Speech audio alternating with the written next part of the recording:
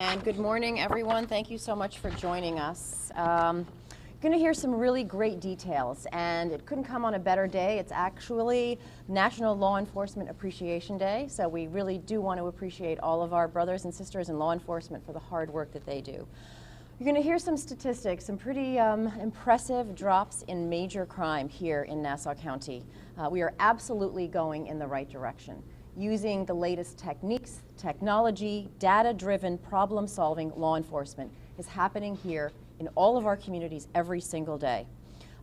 We are always looking to hone and improve and be innovative in how we fight crime, and you'll hear a little bit about that as well. This sort of thing does not happen by accident. I want to thank Commissioner Patrick Ryder, his entire leadership team, and the men and women of our police department. Those who are out on patrol day and night, BSO, ESU, Homeland Security, the COPE cops, the POP cops, the detectives, the superior officers. As I say, it's like an orchestra conducted by this wonderful leadership team. We also want to thank our partners at the state and federal level, in our villages and our cities with whom we cooperate very, very well and quite seamlessly. There's a lot going on. So we've recently reopened the 6th and the 8th precincts in the county. We have the new police academy going up. If you drive by the community college, you can see it going up before your very eyes. We're always improving relations between our communities and our law enforcement, which is a big reason why we're seeing this historic crime lows, and always looking to address quality of life issues, nipping them in the bud. So I would like to turn it over to Commissioner Ryder to give you some of the details on the statistics and the data. Thank you, boss. Good morning. Today is National Police Appreciation Day, and I appreciate all the hard work that the men and women of the Nassau County Police Department and everybody that wears a shield and carries that gun and goes out and protects complete strangers. And all they ever ask for is a little thank you once in a while. So today we thank all of them, and we do appreciate all of them. Crime is down in Nassau County. We are the safest county for its size in the country. Major crime in 2009 was 7,830 crimes were committed in the county. In 2019, 5,366. Since then, we are down 31%. Our residential burglaries, we used to run about 1,476 burglaries a year. In 2018, we had a historic low of 436. We crushed that number coming back this year at 308. We are down 79% in residential burglaries in this county since 2009. 2009, commercial burglaries were at 512. At the end of 18, historic low of 364. We crushed it by 21%, coming in at 288 this year. We are down 44% since 2009 in commercial burglaries in Nassau County. 2009 are street robberies. That forcible violent crime that's committed on the street was 516. In 2018, historic low of 200. We beat that number by 186, reducing it by 7%. We are a 64% decrease since 2009. Commercial robberies, 234 were committed back in 2009. In 2018, we came in at 129. This year, we went up by 3, giving a 2% increase. But since 2009, we are down 43% in our commercial robberies. Some of the charts that are not up there and give you numbers are stolen vehicles. Used to run about 900 to 1,000 stolen cars. We're down 50% since 2009. Our grand larcenies run about 350 a year, 3,500 a year, and we still run at about that same number. That is the one crime that hasn't gone down, and it hasn't gone down because we relate it directly to our opiate crisis and the drug users that are out there at night going through the vehicles. What we ask everybody to do, and one of the things that we need to change for 2020, is lock your car and do not leave your fob in your car. 95% of the cars that are stolen because there is a fob left in the car. 90% of the cars that are broken into is because the cars are left unlocked. Lock your car, bring your fob into the house. Homicides, historic lows. 17, we had 15. 18, we went up to 17. And then this year, we came down to 16.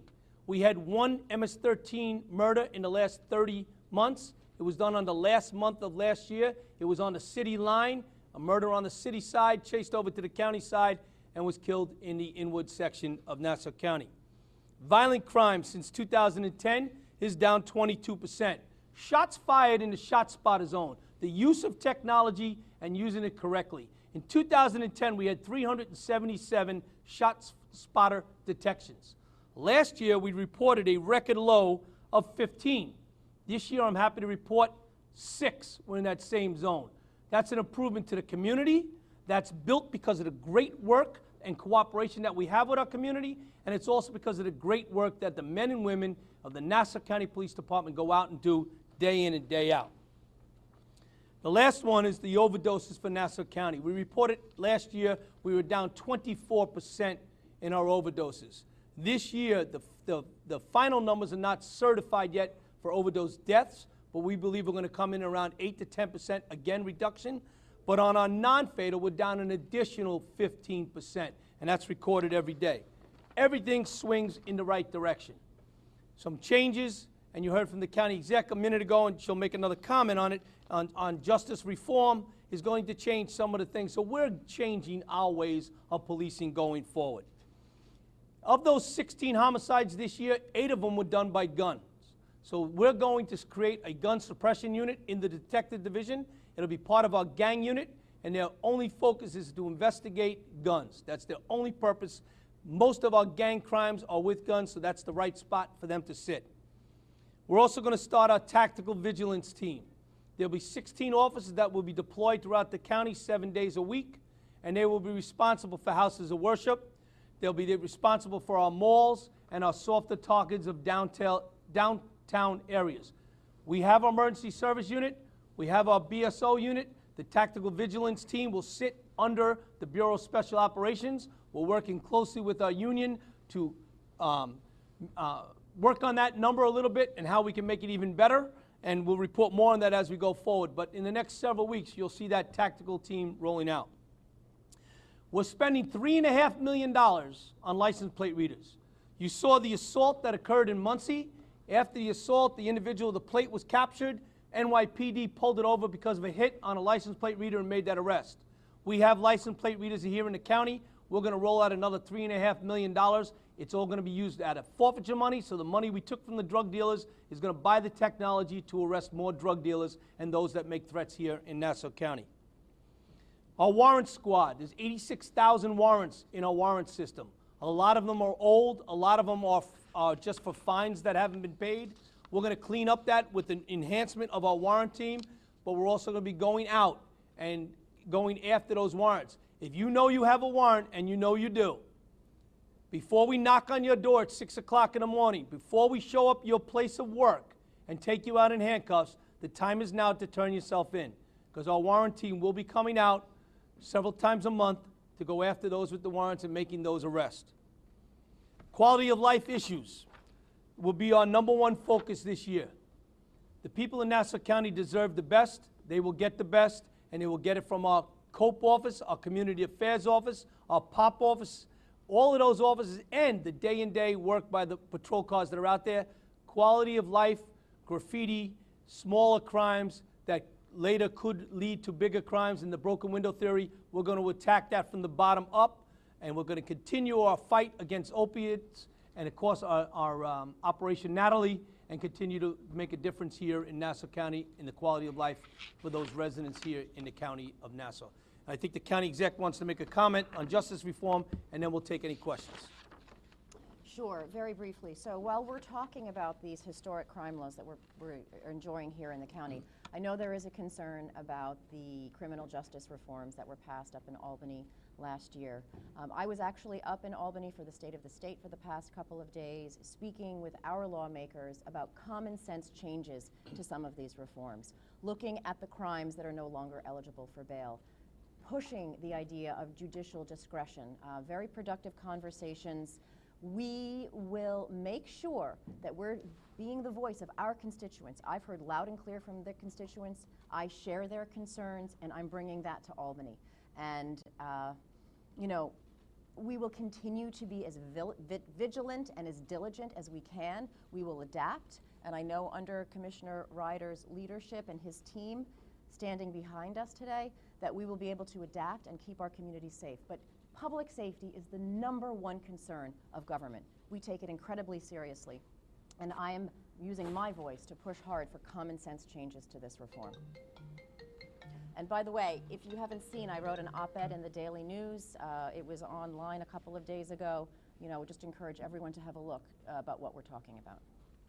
Okay, any questions? Yes, sir.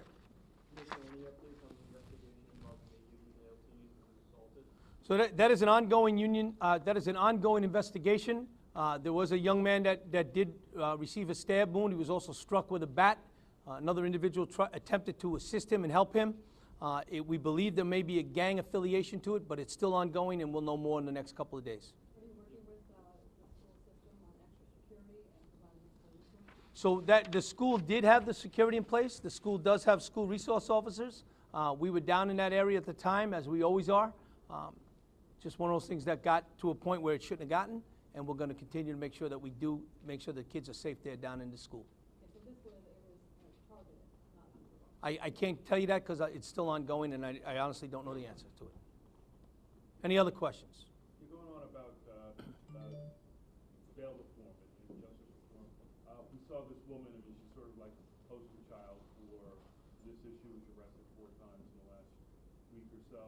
I understand there's been a couple of other suspects, burglary suspects, who have been arrested and then released. Can you talk a little bit about that and your thoughts on that? We have a very high-end burglary team that was running in the North Shore, a lot in the Saddle Rock area. Our burglary pattern team investigated for months. A lot of work went into it, both with the cooperation of the DA's office and working with our village police departments. 2 individuals were arrested, Brian Luna and Isaiah Donza.